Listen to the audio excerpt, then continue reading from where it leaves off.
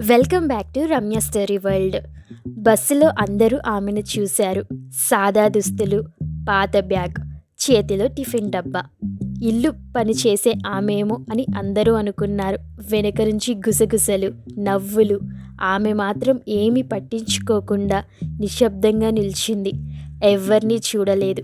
తిరిగి ఎవ్వరికీ సమాధానం ఇవ్వలేదు. ఆఫీస్కి వెళ్ళింది. లిఫ్ట్లో అడుగుపెట్టింది. సెక్యూరిటీ గేట్ దగ్గర ఐడి స్కాన్ చేసింది.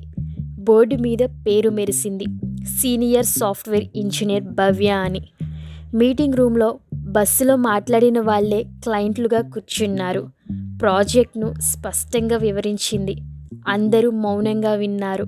మీటింగ్ అయిపోయాక హెచ్ఆర్ ఆమె చేతిలో జీతపు స్లిప్ పెట్టారు. మొత్తం అందరూ చూసి ఆశ్చర్యపోయారు. భవ్య నెమ్మదిగా ఒక మాట చెప్పింది. సమాజంలో మన విలువ దుస్తులతో కాదు, క్రమశిక్షణ, సహనం, కష్టపడి పని చేయడం వల్ల మన గౌరవం పెరుగుతుంది అని. వీడియో నచ్చితే లైక్ చేయండి, సబ్స్క్రైబ్ చేయండి.